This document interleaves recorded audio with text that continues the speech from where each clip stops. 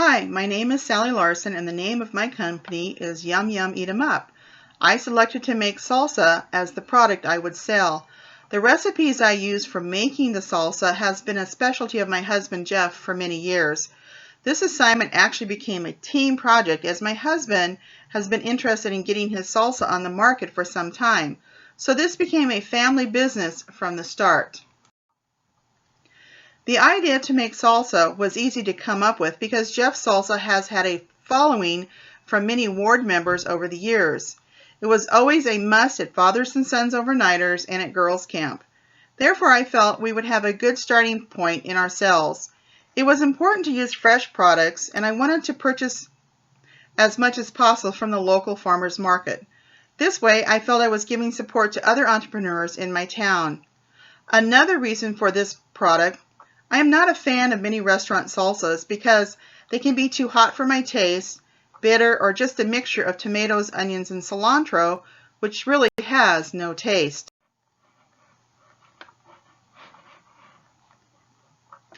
One of the goals I had was to ensure that the quality and the consistency of the product was maintained in each batch produced. I did that by using the same tools and products in each batch. Our current salsa lovers was limited to family and friends, so I reached out via Facebook, text messaging, and emails for my first sales. From there, my husband Jeff and I took samples to our businesses to get orders. That brought in about 25 sales. I think having samples is better than just word of mouth. It lets the potential customers try the product. I limited the purchases to 50 as I estimated that would bring in $250.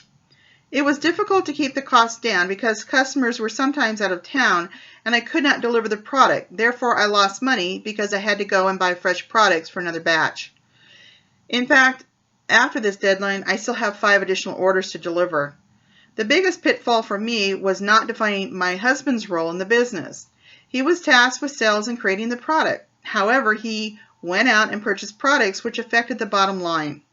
The other pitfall I had was the estimation of the number of 16-ounce containers of salsa a batch would create. For pico, which costs more money to produce, it only got 3 containers. The restaurant style could get 5 containers from the batch due to the blending process. Wouldn't you know it, I had more orders for pico than restaurant style.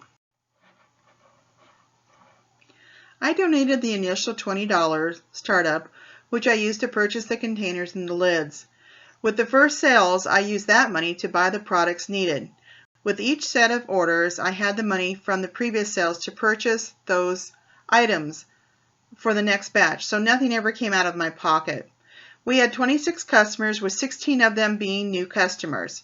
The cost of the containers and the lids were $19, and the overall purchase of the products cost me around $122. And I sold 48 containers. Each container was $5 for salsa, with a profit of around $112. For me, the lessons learned is you have to get out of your comfort zone. You have to believe in your product. You have to set rules, especially if it's a business which has your family members in it. I also needed to find a more affordable access to fresh ingredients. Although I wanted to use the farmers market, I found if I didn't get there early enough, they didn't always have all the products that I needed. And they could also, surprisingly, be a little more money, although they were much fresher vegetables. And the most important thing I learned is when you have a great product, customers will order again and again.